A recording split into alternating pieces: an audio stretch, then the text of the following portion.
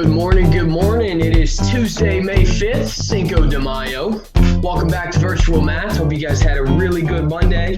Hope you had a great weekend. Thank you for watching.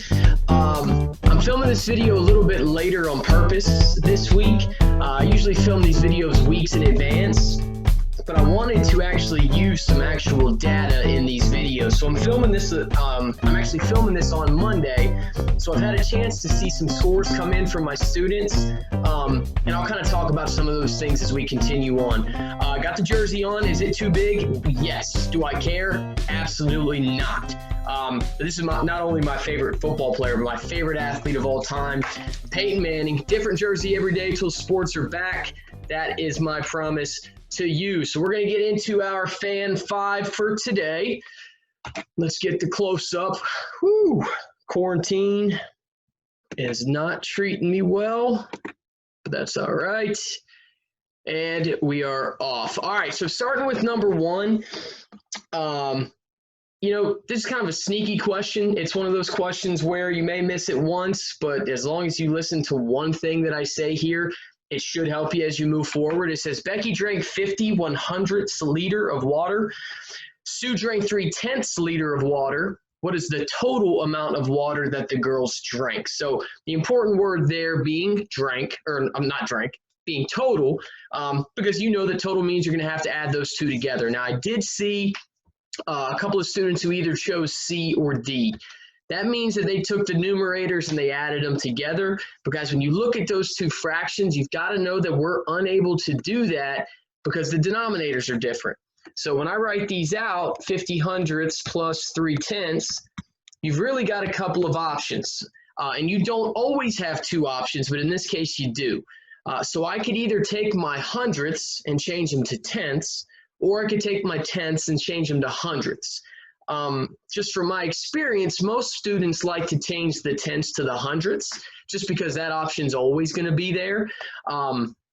But what you would do what I always say is, if I wanted that 10 to look like 100, I would just add a 0. And whatever I do to the bottom, I've got to do to the top. So I would just add a 0 to the top as well. That would make me able to add these two fractions together, because we know the denominator is not going to change. It's still going to be in hundredths, but then you would add your numerators, 50 plus 30, and you would get 80. So I think this is kind of where some of the panic set in, because once they did that math, you may have seen, when you look at your answer choices, you don't see 80/100ths as a choice. You've heard me say it a bunch of different times. When you don't see your answer, but you feel pretty good about your work, go through the mental checklist. Is there something I can do with this fraction? And you should remember, when we've done our tenths and hundredths, I can show that 3 other ways. I can show this fraction as 2 different decimals. I can actually show this as another type of fraction. So let me clear this out. I've got 80/100ths, and if I wanted to show that as another fraction, I could just show it as tenths by taking away those zeros, because I have a 0 at the top and the bottom that I could take. I could also write it like this, 8/10ths. I could also write both of those fractions as decimals, because that's 80/100ths, and that's 8/10ths. Now you can go back to your answer choices and see that A would have been your answer. Now, if you go through the mental checklist and you still don't see your answer, you probably made a mistake somewhere, but that's why we go through it. So if you did make a mistake, you can stop, start over. Maybe you made a reading mistake, but in this case, that answer would have been A. And from the very start, you could have just changed the hundredths to tenths, and you would have seen your answer choice. It really just depends on what direction you kind of take from the beginning. So that one would have given you A. If you're choosing C or D, you're just doing that addition. Remember, you can't just straight up add if the denominators are different. There are ways to make them look the same. So keep that in mind moving forward. All right, number 2, a craft stick, whatever a craft stick is 3/8 of an inch long. Alice glued 9 craft sticks together to make a bridge. How long is the bridge? I just see my 2-year-old pulling into the driveway, so I need to close this door.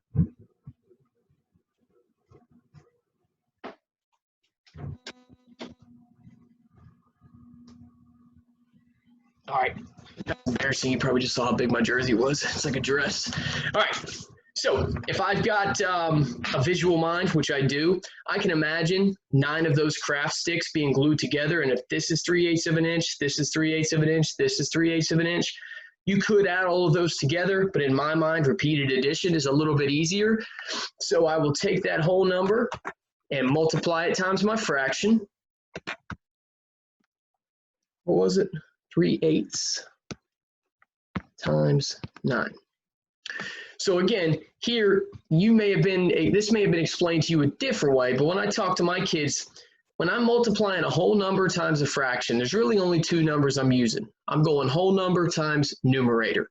My denominator is not going to change. It's still going to be 8ths. And then I just got to worry about 9 times 3. Again, whole number times numerator, and that's going to give me 27/8. So here's where, if you look at your answer choices, and guys, these answer choices look like this for a reason. I had people choose B because 27/8 is not an answer choice, but they chose it because, hey, my numerator is the same as that. It might be close, let me choose it. Or they might have chosen C because it's got the same denominator. Mental checklist. If you don't see your answer, think about what you can do with it. Really, when you look at that answer that you got, 27/8, really it should have clicked pretty quick. That's an improper fraction. When you have an improper fraction, you know what you can do with that. And we've actually done this in previous Fantastic Five videos. You can take that and you can convert it to a mixed number because that fraction bar means divided by. So really you're looking at this like 27 divided by 8. So you got to think, how many whole times can 8 go into 27? If you know your facts, you know it can go in 3 whole times because 8 times 3 got me to 24. I needed to get to 27. What's the difference there? What's the remainder? Because whatever's left, that's going to become your numerator. And the difference between 24 and 27 obviously is 3. And as always, the denominator doesn't change. So that leaves us with 3 and 3/8. And if I go back to my answer choices, that would have given me D. So 2 questions in a row where you might not see your answer initially, but that doesn't mean you're wrong. Just take an extra couple of steps and think about it. And don't just pick one because it looks close. And look, that might work sometimes. I'd say 99% of the time it doesn't. So keep that in mind. Do a little bit of extra work. All right. My favorite question on here is number 3. And I'm going to go ahead and give you a warning on number 3. If you're watching this on Tuesday, just because you do the problem this way today or yesterday doesn't mean you're going to do it this way the rest of the week. You have got to read this question. So it says, Pete, Joe, and Sam all have identical lawns.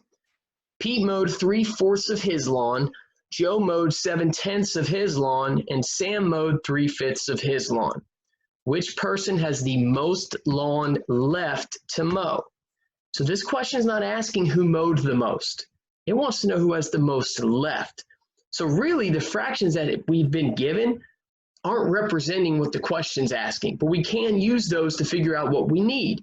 So this is how I like to do this question.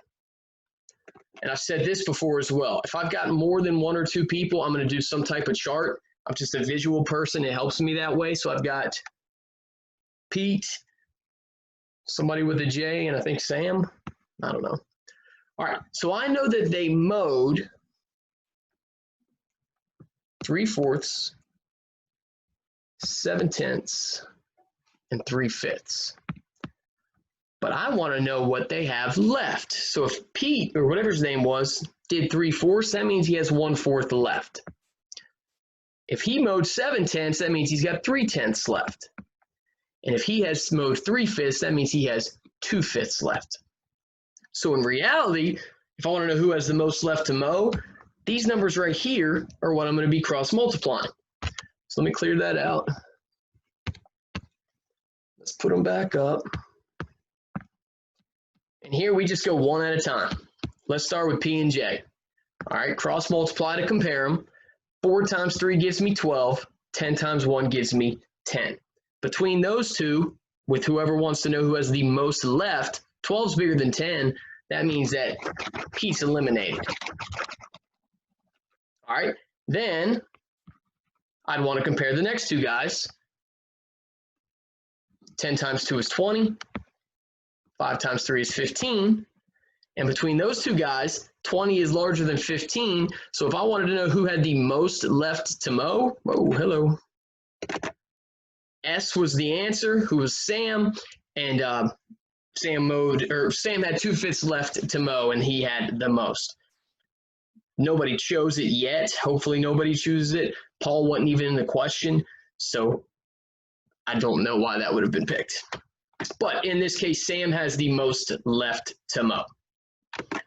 All right. Moving on to number 4. It says, which is not equivalent to 50 hundredths? So a lot of the times when we talk about equivalent fractions, we like to cross multiply, but if you look at your answer choices, you've only got one other fraction.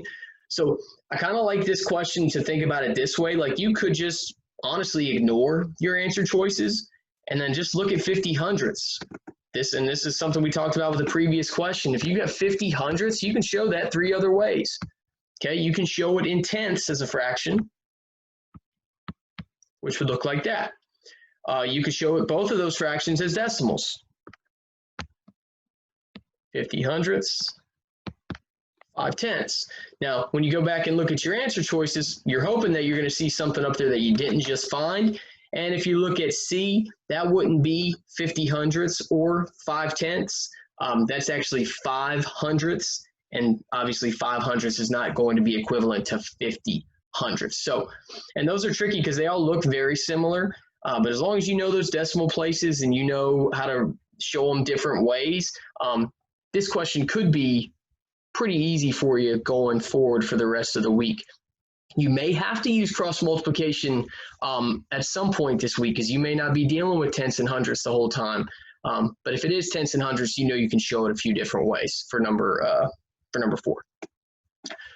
All right, number 5, I made you work for this one because you could, you could go a few different ways with it, with how you want to solve it. It really comes down to combining like 5 or 6 things that we've been doing on Fan 5 virtually, putting them all together and being able to do it. So it has to do with keywords. You got to read a little, do a little. You got to be able to multiply 2-digit by 2-digit numbers. All of that stuff's going to go into number 5. Number 5 is going to be a beast all week long. And they may not necessarily be using the same operations all week. That's why the keywords are important too. So it says 80 people are at the cupcake party. They're each going to eat 2 cupcakes. If there are 12 boxes of cupcakes with 16 cupcakes in each box, how many cupcakes will be left over? So I try to tell people to read a little, do a little with every question. Some people don't really roll that way, but this would be a perfect example of that, because you may read that and have no idea where to start. Read the first sentence, pull something out, and do it. All right, so let me pull up my whiteboard. Okay, I've got 80 people at the party. And it says they are each going to eat 2 cupcakes. Now, each is important because we know it can mean to multiply. We know it can mean to divide. Now, if you divide it, you're going to get 40. There's no way that 80 people are going to eat 2 cupcakes apiece and have eaten 40 cupcakes. It logically doesn't make sense. So, and then this is something else you can visualize. I can see 80 people in my brain. 2 for you, 2 for you, 2 for you, 2 for you. That number is going to multiply. It's getting bigger. So we'd have to go with 80 times 2. Now going 2 digit times 1 digit, not so bad. Starting in the ones place, 2 times 0 is 0. And then 2 times 8 is 16. That gives me 160. I'm going to put that 160 over to the side. And that number doesn't really help you unless you know what it represents. That 160 is how many cupcakes they're going to eat total, if you have 80 people who each eat 2. All right, so 160 cupcakes there. Keep reading the question. It says there are 12 boxes of cupcakes with 16 cupcakes in each box. So again, you see that word each. You got to kind of know where to go with that. And like I said earlier, I'm pretty visual, and you may want to draw 12 boxes and put 16 in each. But really, once you do that a few times, like I've just put 4 boxes, it's got to be a light bulb that says, okay, I know that this number is going to be multiplied. 12, 16 in each. And yeah, you could add them. It would take you way longer. But once you see that visual and you start to put it on paper, you should know without having to draw the whole thing, hey, I need to multiply these numbers. So I got 12 boxes, 16 cupcakes in each. So 2-digit by 2-digit, we did this last week. We'll do it again this week, probably do it again next week. Starting in the ones place, 6 times 2 is 12, 2 stays, 1 goes. 6 times 1 is 6, plus 1 more is 7. Before I multiply by the tens place, got to come down, put my placeholder, put my 0, then I can roll. 1 times 2 is 2, 1 times 1 is 1, and the last thing I got to do with those two numbers is add them together. Don't have any space right here, so I'm just going to put this number up to the side. That would be 192. Again, you've got to know what that number represents. That is how many cupcakes they have. They bought 12 cupcakes. There's 16 in each. They have 192. If I almost fall out of this chair one more time, I'm going to lose my mind. All right, so the question's asking how many are going to be left over. We know this is what they ate. We know that's what they have. So let's take what they have. Let's eat those 160, and that's going to give us our answer. That's what's going to tell us what's left. So 2 minus 0 is 2. 9 minus 6 gives us 3. 1 minus 1 gives us 0. That leaves us with 32 cupcakes, which would give you the answer of B. So again, you've got a lot of different stuff involved in that question, and that one's going to be tough all week long. All right, guys, so you are getting ready to take your second batch of Fantastic Five for the week. If they are as good as they have started to be on Monday, I think we're in good shape. Remember, you want that number to go up, up, up to get that 5 by Friday. Now, I do say this to my kids, and I've said it to you guys quite often. I say that the only day that matters is Friday, but really, like, I don't know why you would do this and not want to do your best. Like, if I saw that I was getting a 0 or a 1, which I totally get sometimes, like, it happens, especially on a Monday, but we shouldn't be seeing those numbers as the week moves on. So if you're utilizing these videos, taking notes and actually listening to what we're saying and looking at the different ways we're solving them, there's no excuse. So I know it's hard to kind of grind away on this virtual math on the computer. Guys, we have got to do our absolute best. Finish the year strong. Even though this is the way we're doing it, finish the year strong. So I hope you found something here that helped you, and we will see you guys tomorrow. Good luck on your Fan 5 and the rest of your work for the rest of the day.